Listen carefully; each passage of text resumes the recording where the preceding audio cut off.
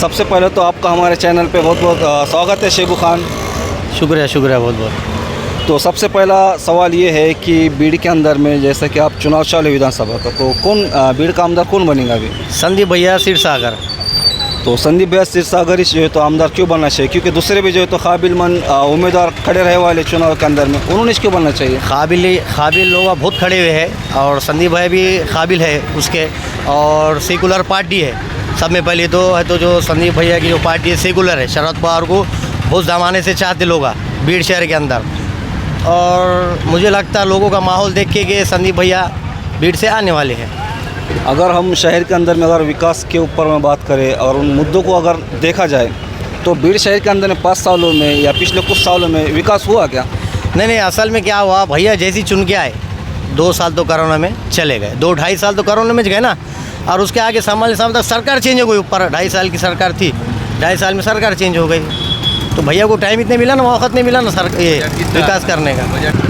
अगर आप संदीप भैया आमदार बनते हैं तो आपको लगता है कि जो है तो अभी भी बहुत सारे विकास काम पेंडिंग है शहर के अंदर में मौजूद है? रास्तों का बुरा हाल है, नालियों का बुरा हाल है, कचरों के ढेर है, और भी बहुत सारे प्रश्न हैं जो अभी भी जो है तो पेंडिंग में, तो आने के बाद ये सॉल्व होंगे ऐसा आपको लगता है? होगा चेंज होगा, ये बारी को चेंज होगा, भैया को करना पड़ेगा ये बारी को। जब भैया को चुना के देंगे ना तो ये बारी को हक से लेंगे भी। अगर जैसे देखें आप महायुति के भी उम्मीदवार खड़े हैं योगेश भैया क्षीरसागर, अगर आप इनको वोट देंगे कि नहीं देंगे? महायुति को तो बिल्कुल नहीं दे सकते, क्योंकि तो क्यों नहीं दे सकते? वजह यह है कि जो नबी का नहीं, वो उलमा का नहीं, वो मुसलमान नहीं, और मुसलमान वही है जो कि सब अपने इस्लाम को जहाँ से शुरुआत हुई वहाँ से लेके जब नबी के शान में गुस्ताखी हो सकती वो बर्दाश्त नहीं कर सकता मुसलमान। और 80% मुसलमान मतदान सिर्फ और सिर्फ संदीप रविंद्र क्षीरसागर को वोट डालने वाला है। महायुति के साथ जाने वाला मुसलमान नहीं है।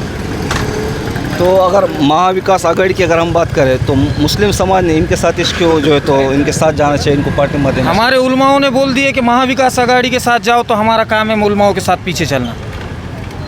अच्छा, अगर जैसे देखा जाए तो बीड़ शहर के अंदर में रोज़गार की अगर अपन बात करें तो रोज़गार है क्या बीड़ के अंदर में? बात रोज़गार की, बेकारी की, ये बात मैं तुम्हारी मानता हूँ, मगर 5 साल से बीड़ के अंदर जो संदीप क्षीरसागर ने विकास नहीं करे, इसकी बात जो हमेशा होते आई, तो इसकी वजह ये है 2-2.5 साल कोरोना के गए, 2.5 साल शिंदे सरकार की गई, उसके अलावा बाद में कृषि मंत्री यहाँ के धनंजय मुंडे, उन्होंने क्या विकास करे? उन्होंने तो बीड़ ज़िले के कृषि मंत्री थे ना, उनको भी तो सवाल कर सकते हैं ये बारे में।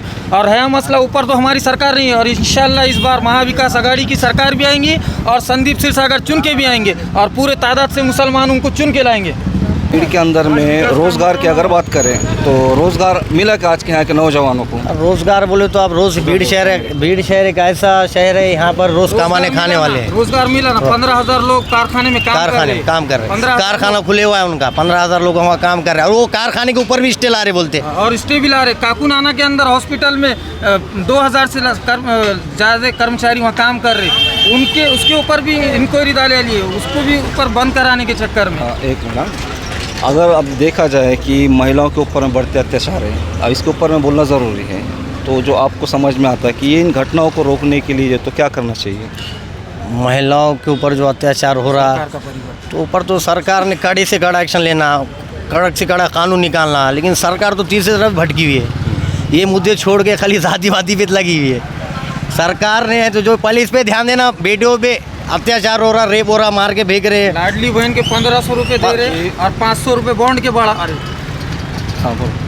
तो मेरे हिसाब से देखा जाए तो ये सरकार ने इस पर अच्छे से अच्छा कड़ा कानून बनाना। ये तो मैं छोटा मोटा आदमी, बड़े बड़े लोगों ने इतने बड़े मोर्चे निकाले, स्टूडेंटों ने कितने लोगों ने मोर्चे निकाले, उस पर कोई बड़ा कानून नहीं बना।